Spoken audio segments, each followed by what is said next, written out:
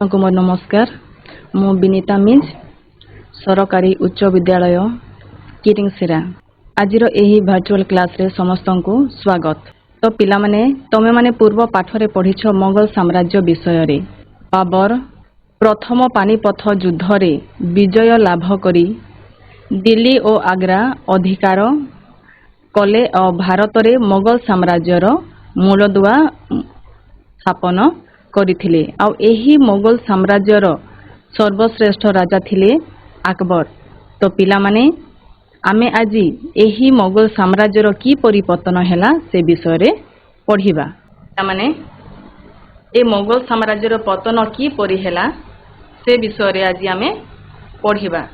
बाबर 1526 ख्रीष्टाब्द रु 1530 ख्रीष्टाब्द पर्यंत आम मोगल साम्राज्य रे सम्राट थिले। तापरे हुमायूं 1530 रु 1556 ख्रीष्टाब्द, तांको परे अकबर 1556 रु 1605, तापरे जहांगीर 1605 रु 1627, तांको परे शाहजहां 1627 रु 1658, तांको परे औरंगजेब 1658 रु 1707 ख्रीष्टाब्द पर्यंत थिले। आउ ए माने होछंती आम मोगल सम्राट माने।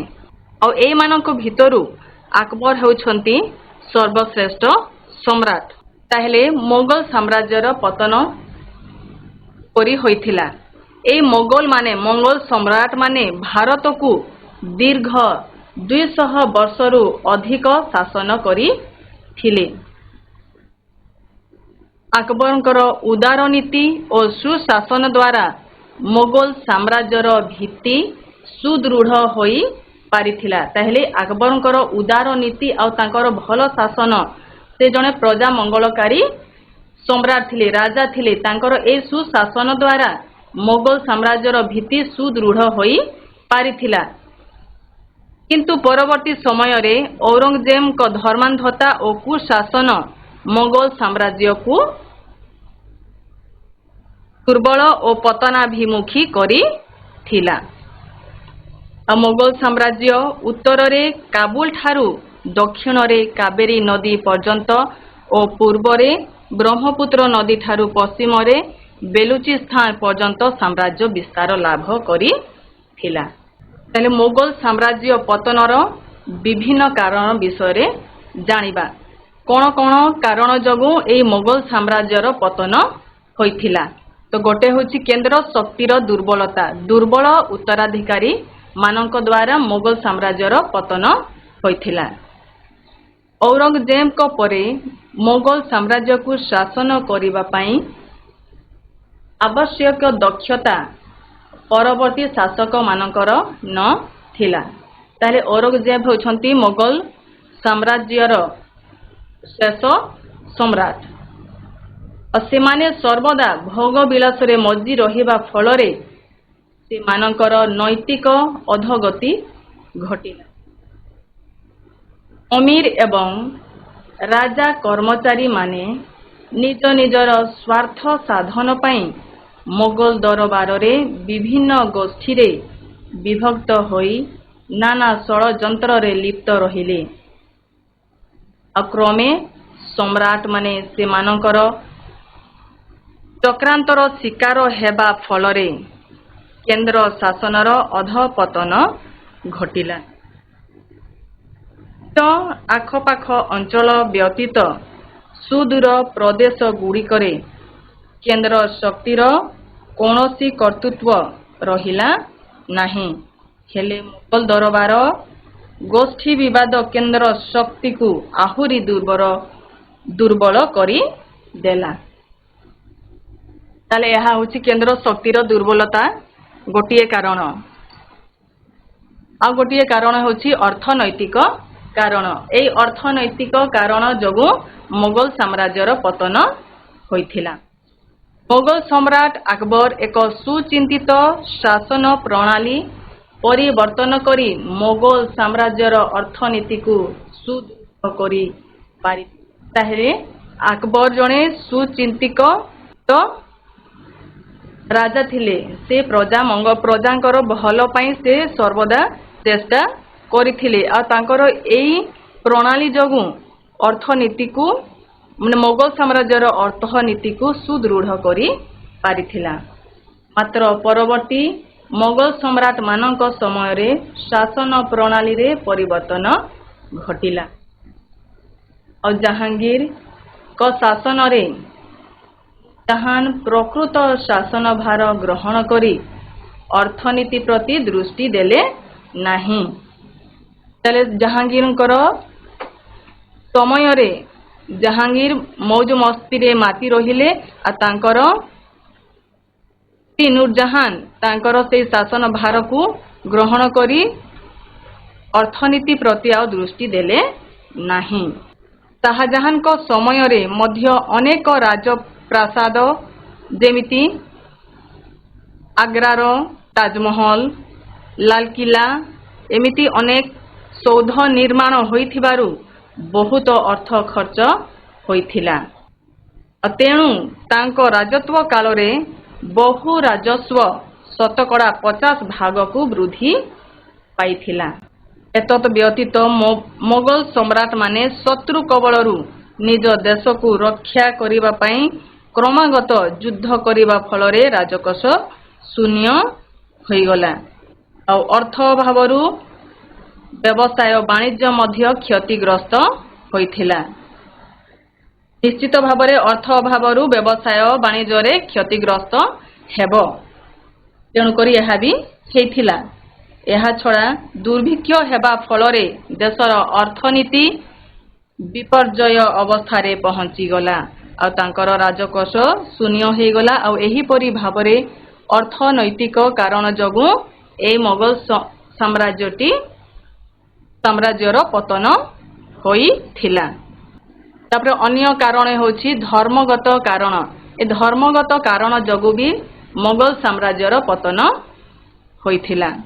अकबर धर्म क्षेत्र रे एक उदार नीति अवलंबन करी समस्तंकर प्रिय भाजन होई पारिथिले। ताहेले किए अकबर धर्म क्षेत्र रे उदार नीति अवलंबन करी समस्तंकर प्रिय भाजन होई पारिथिले। और अकबर सबु धर्म को से समान दृष्टि रे देखुथिले। समस्त धर्म प्रति तांकर सम्मान रहिथिला। से सबु धर्मावलंबी प्रति सम्मान प्रदर्शन पूर्वक सहनशीलता नीति अवलंबन करी थिले।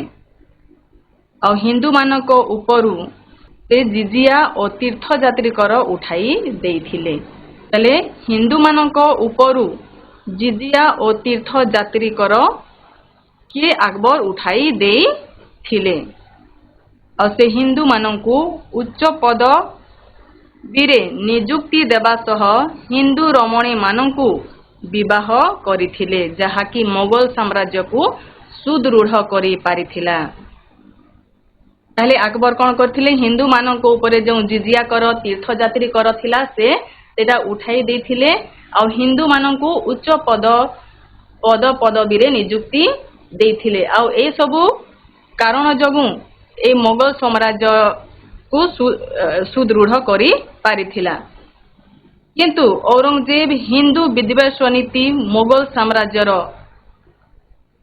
पतनर अन्य एक कारण। ताहले औरंगजेब हिंदू विद्वेष नीति मोगल साम्राज्यर पतनर अन्य एक कारण थिला। और अकबर जोटा जिजिया कर और तीर्थयात्री कर हिंदू मानक ऊपर उठे देथिले सेटा औरंगजेब तांको ऊपर से जिजिया कर और तीर्थयात्री कर बसैथिला लागू करिथिला। राज्य कार्यरू हिंदू मानकु बाहर करिदेले और सिख मानकु भल व्यवहार देखो नथिले। किए औरंगजेब हिंदू मानकु तांकर राज्य कार्यरू बहिष्कार करदेले बाहर करिदेले और सिख मानकु भल व्यवहार देखो नथिला। तो ए सबु कारणरू औरंगजेब ए माने शत्रु होई उठिले फलरे से माने मध्य औरंगजेब को शत्रु होई उठिले आउ तांको भितरे से माने षडयंत्र आरंभ कले। तापरे अन्य एक कारण हेउछि प्रादेशिक शासक मानक स्वाधीनता घोषणा। मोगल शासन दुर्बल होई पड़िबा फलरे केंद्रीय शासन अधीनरू प्रदेश गुड़िक आस्ते आस्ते स्वाधीन हैला। ताहले कौन हैला मोगल शासन जेतेबेले धीरे धीरे दुर्बल होई पड़िबा फलरे केंद्रीय शासन अधीनरू प्रदेश गुड़िक निजे निजे आस्ते आस्ते स्वाधीन हेबाकू लागिले और दाक्षिणात्य अयोध्या और बंगला क्रमे स्वाधीन होई गला। ताहले किए किए स्वाधीन होई गला दाक्षिणात्य अयोध्या और बंगला क्रमे स्वाधीन होई गला। शिवाजी नेतृत्व रे मरहट्टा माने दक्षिणात्य रे क्रमशः क्षमता विस्तार करबाकू लागिले। ताले कहा नेतृत्व रे शिवाजी नेतृत्व रे मरहट्टा माने दाक्षिणात्य रे क्रमशः क्षमता विस्तार करबाकू लागिले और से माने अहमद नगर बीजापुर और गोलकुंडा राज्य गुड़ी को आक्रमण करी केतेक दुर्ग अधिकार करी थिले। ताले कौन कौन दुर्ग अधिकार करथिले अहमदनगर बीजापुर और गोलकुंडा राज्य गुड़ी को आक्रमण करी दुर्ग अधिकार करी थिले। फलरे विभिन्न स्वाधीन राज्यर अभ्युत्थान हैला और मोगल साम्राज्यर संकुचित होई थिला। सिख राजपूत जाट और रोहिला माने मोगल मानक सह संपर्क छिन्न करिथिले। किए किए सिख राजपूत जाट और रोहिला माने मोगल मानक सह तांकर संपर्क कौन करथिले ना छिन्न करिथिले। बंगलार शासक बंग सहित ओडिशा और बिहार को मिसाई एक विराट अंचल उपरे निजर स्वाधीनता घोषणा करिथिले। किए बंगलार शासक बंग सहित ओडिशा और बिहार को मिसाई एक विराट अंचल उपरे निजर स्वाधीनता घोषणा करिथिले। ताले पिला माने ध्यान देकी सुन आ मने रखिबो। और दाक्षिणात्य अयोध्या और बंगला क्रमे स्वाधीन हे गला और शिवाजी को नेतृत्व रे मरहट्टा माने दाक्षिणात्य रे क्रमशः तांकर क्षमता विस्तार करबाकू लागिले। अहमदनगर बीजापुर और गोलकुंडा राज्य गुड़ी को आक्रमण करी दुर्ग अधिकार करिनेले। एही सबु कारण फलरे स्वाधीन राज्यर अभ्युत्थान हैला और मोगल साम्राज्य सीमा संकुचित होई थिला। सिख राजपूत जाट और रोहिला माने मोगल मानक सह संपर्क छिन्न करी थिले। बंगलार शासक बंग सहित ओडिशा और बिहार को मिसाई एक विराट अंचल परे निजर स्वाधीनता घोषणा करी थिले। यहाँ पर देखिबा वैदेशिक शत्रु आक्रमण। पारस्यर सम्राट नादिर शाह 1739 ख्रीष्टाब्द रे मोगल साम्राज्य दुर्बलतार सुजोग ने दिल्ली आक्रमण करी प्रचुर धनरत्न लुंठन करी थिले। किए पारस्यर सम्राट नादिर शाह 1739 ख्रीष्टाब्द रे मोगल साम्राज्यर जेतेबेले मोगल साम्राज्य दुर्बल हो गला तार सुजोग नहीं दिल्ली आक्रमण करिथिले आउ प्रचुर धनरत्न लुंठन करी नेथिले। नादिर शाह शाहजहां को प्रसिद्ध मयूर सिंहासन और कोहिनूर नामक विश्वविख्यात हीरा भारतरू तांको देश पारस्य जोटा कहूँ ईरान को नहीं जाई थिले। ताले किए नहीं जाई थिले नादिर शाह कोन मयूर शाहजहां को प्रसिद्ध मयूर सिंहासन ओ कोहिनूर नामक विश्वविख्यात हीरा आम भारतरू तांको देश कोठी को पारस्य को नहीं जाइथिले। और एही आक्रमण फलरे सिंधु प्रदेश लाहौर काबुल प्रभृति अंचल पारस्य साम्राज्य रे मिसिथिला। और नादिर शाह परे अफगानिस्तान रो शासक अहमद शाह अब्दाली 1748 ख्रीष्टाब्द रु 1761 ख्रीष्टाब्द मध्यरे अनेक थर भारत आक्रमण करथिले। किए? नादिर शाह परे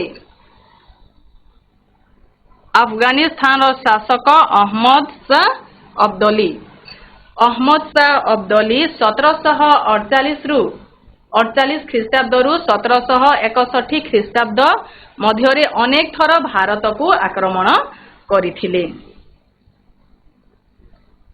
अहमद शाह कोठाकार सम्राट थिले, अफगानिस्तान रो शासक थिले।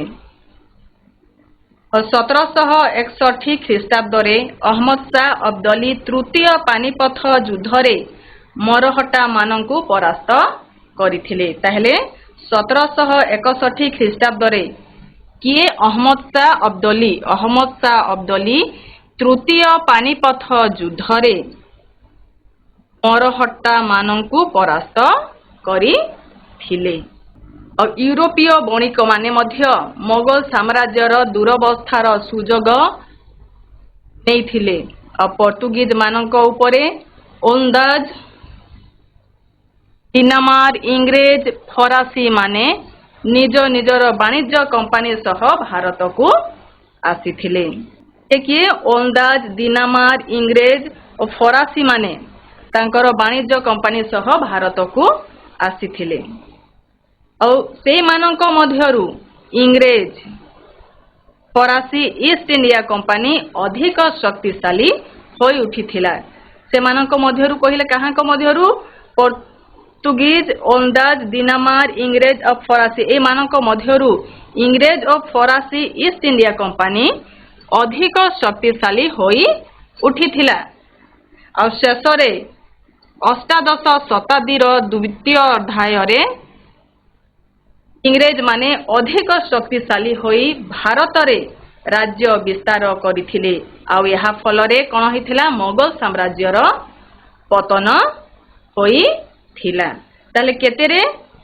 अष्टादश शताब्दीर द्वितीयार्धरे ये इंग्रेज माने अधिक शक्तिशाली हे गले आउ भारत रे राज्य विस्तार करले। करिबा फलरे मोगल साम्राज्यर पतन हैला। आउ इंग्रेज माने भारत को कोन कले? शासन करिथिले। ताहले पिला माने एबे देखिबा केते मने रखिछ उत्तर कहिबो।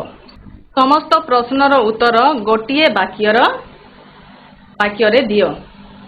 प्रश्न नंबर क मोगल माने भारत वर्ष को केते वर्ष शासन करिथिले? मोगल माने भारत वर्ष को केते वर्ष शासन करिथिले? उत्तर कह पिले। दीर्घ 2 वर्ष रु अधिक वर्ष। दीर्घ 200 वर्ष रु अधिक वर्ष। तो ताहले मोगल माने भारत वर्ष को 200 रु अधिक वर्ष शासन करिथिले। Very good. नेक्स्ट प्रश्न, औरंगजेब हिंदू मानक उपरे कोन कोन कर बसाई थिले? जिजिया और तीर्थ यात्री कर बसाई थिले। बहुत भलो।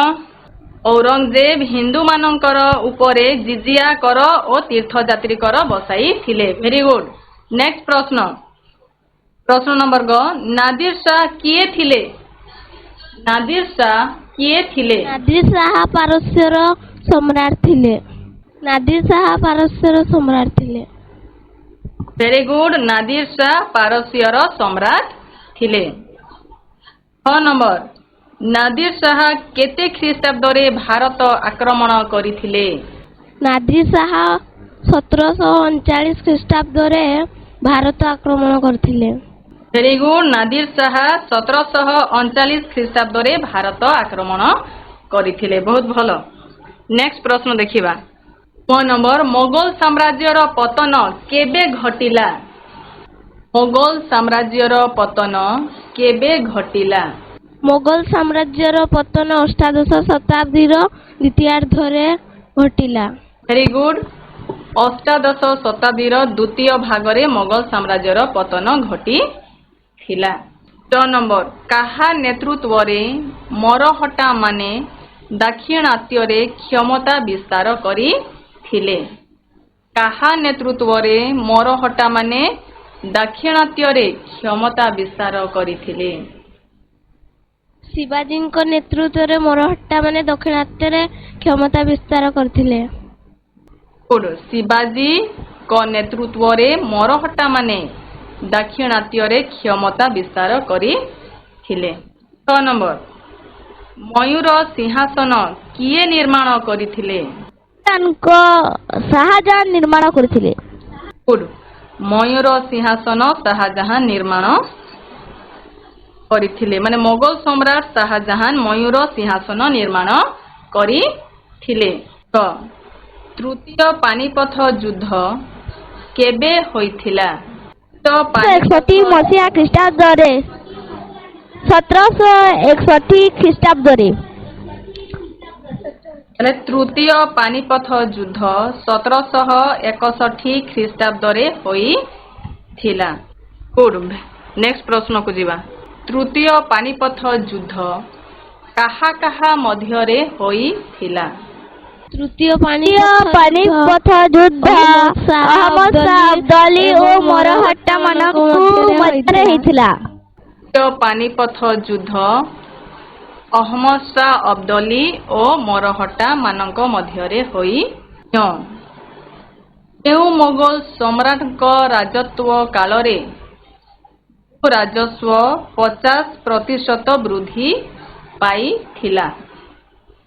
କେଉଁ ମୋଗଲ ସମ୍ରାଟଙ୍କ ରାଜତ୍ୱ କାଳରେ ଭୂ ରାଜସ୍ୱ 50% ବୃଦ୍ଧି ପାଇଥିଲା?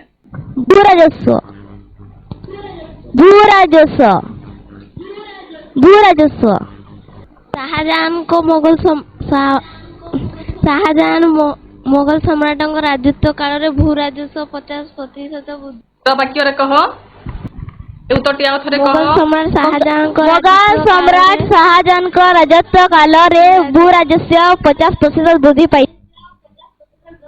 ତାହେଲେ ମୋଗଲ ସମ୍ରାଟ ଶାହାଜାହାନଙ୍କ ରାଜତ୍ୱ କାଳରେ ଭୂ ରାଜସ୍ୱ 50% ବୃଦ୍ଧି ପାଇଥିଲା।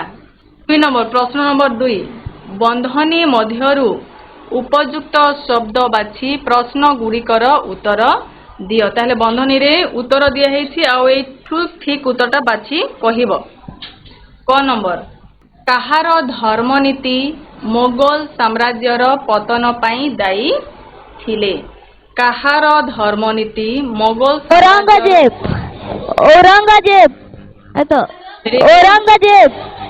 Very good. ଔରଙ୍ଗଜେବ। ଉତ୍ତର ହେଉଛି ଔରଙ୍ଗଜେବ। ତାହେଲେ ଔରଙ୍ଗଜେବଙ୍କ ଧର୍ମନୀତି ମୋଗଲ ସାମ୍ରାଜ୍ୟର ପତନ ପାଇଁ ଦାୟୀ ଥିଲା। 6 ନମ୍ବର କିଏ ଭାରତରୁ ମୟୂର ସିଂହାସନ ନେଇ ଯାଇଥିଲେ? କିଏ ଭାରତରୁ? ଅହମଦ ଶାହ ଅବ୍ଦାଲୀ। ଉତ୍ତର ହେଉଛି ନାଦିର ଶାହା। ତାହେଲେ କିଏ? ନାଦିର ଶାହା ଭାରତରୁ ମୟୂର ସିଂହାସନ ନେଇ ଯାଇଥିଲେ। 6 ନମ୍ବର କେଉଁ ବୈଦେଶିକ ଆକ୍ରମଣକାରୀ ମରହଟ୍ଟା ମାନଙ୍କୁ ତୃତୀୟ ପାନିପଥ ଯୁଦ୍ଧରେ ପରାସ୍ତ କରିଥିଲେ? ଅହମଦ ଶାହ ଅବ୍ଦାଲୀ।